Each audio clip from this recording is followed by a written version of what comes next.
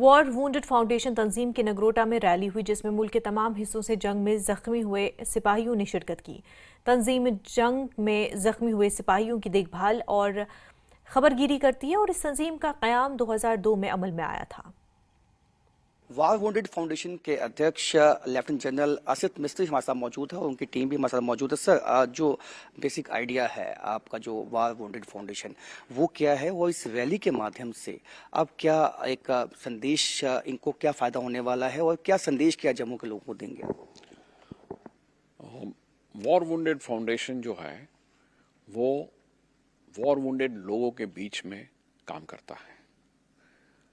एक कहावत है कि once a soldier always a soldier, और ये बात जो वॉर वुंडेड है उनके बारे में 100% सही है।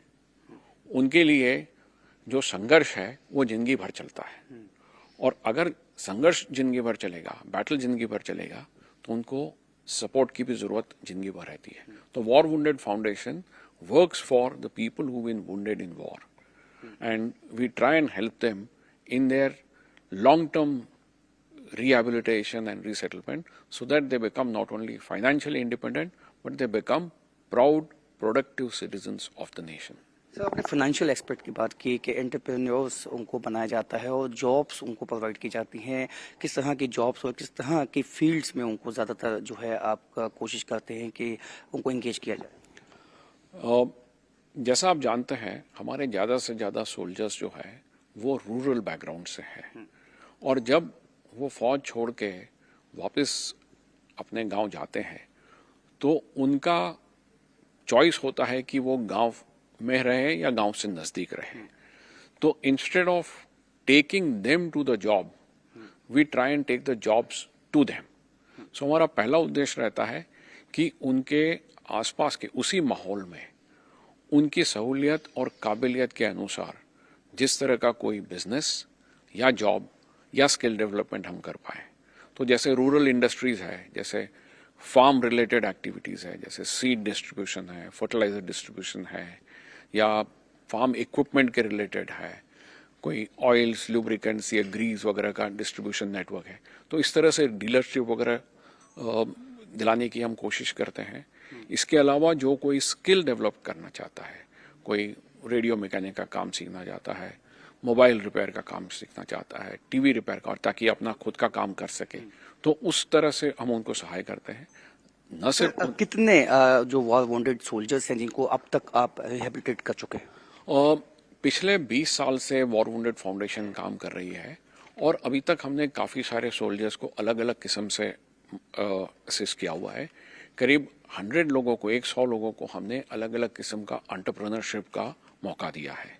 इसके अलावा काफ़ी सारे सोल्जर्स हैं जिनको हमने स्किल डेवलपमेंट, और ना सिर्फ सोल्जर्स को खुद को, बट उनके जो डिपेंडेंट है, उनके वार्ड हैं, उनके बच्चे हैं, उनको भी स्किल डेवलपमेंट का मौका दिया है। इसके अलावा हमने काफ़ी लोगों के बीच में स्कूटर्स, जो मॉडिफाइड स्कूटर्स है, वो डिस्ट्रीब्यूट किए हैं।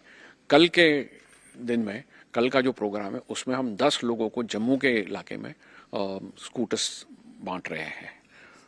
सर, एक अंतिम सवाल आपसे ये होगा कि आपने जैसे कहा कि कन्वेंशनल वॉर्स अब नहीं होती हैं ज़्यादा, तो एक आंकड़े के मुताबिक आपको क्या लगता है कि जो वुंडेड होते हैं सोल्जर्स, उनका आंकड़ा कम हुआ है, पहले से ज़्यादा हुआ है?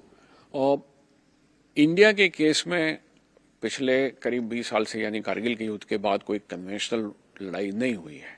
हालांकि विश्व में तो कन्वेंशनल लड़ाई फिर दोबारा छिड़ गई है, जैसे रशिया यूक्रेन के बीच में है, जिस तरह से हमास और इजराइल के बीच में लड़ाई चल रही है। हालांकि वो एक एसिमेट्रिक वॉर है, लेकिन उसमें कन्वेंशनल हिस्सा भी है। तो दुनिया में तो अलग अलग किस्म की लड़ाइयाँ जारी है, लेकिन इंडिया के केस में यह है, भारत के केस में है कि कारगिल के बाद कन्वेंशनल लड़ाई नहीं हुई है। लेकिन उसके बावजूद जो सिक्योरिटी फोर्सेस के लिए चैलेंजेस है वो कम नहीं हुई है। जिस तरह से एलसी का मैनेजमेंट है, या चाइना के खिलाफ जो हमारा एलएसी का मैनेजमेंट है, उसमें अलग अलग किस्म की चैलेंजेस आई है, जैसे आप गलवान से वाकिफ है। इसके अलावा खास करके जो आर्मी है वो काउंटर इंसर्जेंसी और काउंटर टेररिस्ट ऑपरेशंस में तैनात है। तो इस तरह से चैलेंजेस तो कम नहीं हुई है। तो इस वजह से कैजुअलिटीज तो अभी भी हो रही है, सिर्फ नेचर ऑफ चैलेंज जो है थोड़ा। जम्मू कश्मीर से क्या ये आंकड़ा ज्यादा है? और जम्मू कश्मीर से ज़्यादा आंकड़ा तो मैं नहीं कहूँगा, लेकिन जम्मू के इलाके से काफ़ी सोल्जर्स है और वो अलग अलग रेजिमेंट में है। तो हाँ, इस एरिया में एक रिच कंसंट्रेशन ऑफ वेटरन्स है, तो नेचुरली वॉर वुंडेड का भी कंसंट्रेशन यहाँ पे थोड़ा सा ज़्यादा है। बहुत बहुत शुक्रिया। तो जो वुंडेड सोल्जर्स हैं उनको रिहेबिलिटेट कैसे किया जाए उसके लिए काम किया जा रहा है पिछले 20 सालों से, और कई कोशिशें की गई हैं उनको जो है आत्मनिर्भर बनाने की और उनको एंटरप्रेन्योर बनाने की। तो अब तक जिस तरह इन्होंने बताया है कि काफ़ी कोशिशें जो हैं कि कामयाबी हुई हैं और आगे भी ये कोशिश चलती रहेगी। कैमरामैन नारायण दत्त के साथ राजन वैद, न्यूज़ 18 जम्मू।